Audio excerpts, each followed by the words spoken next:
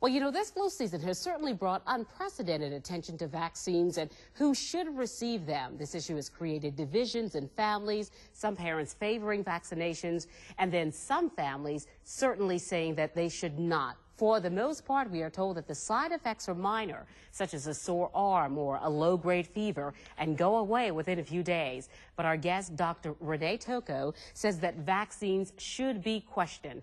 Thanks a lot very much for being with us. Pleasure to be here.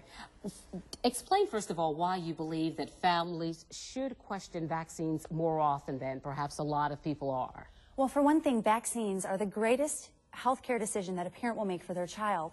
And the information that they're given in their doctor's office or in the media is not enough information to make an educated decision. And the fact is that we've had hundreds of thousands of parents say that their child has regressed into autism or suffered other neurological injury, even death after vaccinations. So it's something to look at. Dr. Tocco, what kind of physician are you? I'm a chiropractic physician. I have been specifically trained to help children with autism and other neurodevelopmental disorders.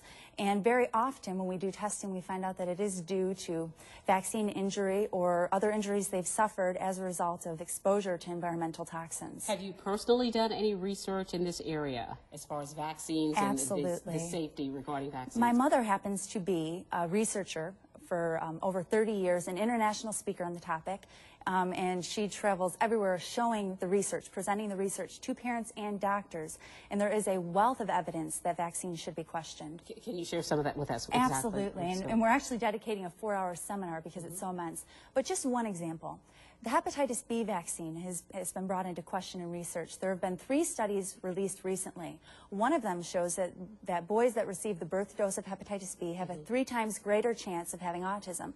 Another was just published in the Journal of Neurotoxicology a few weeks ago, and this was the first study ever done on primates or infant monkeys given the birth dose of hepatitis B, and it showed that they suffered developmental delay. We are running out of time, and I regret that we are. I know that our time would be short, and we do want to tell people about the conference that's happening this weekend because they can find out more about this and use all of the information that's presented to make their own independent decisions for their families. And that conference is coming up this weekend. Would you like to tell us more about it? Yes, it's taking place at the Sheraton in North Charleston.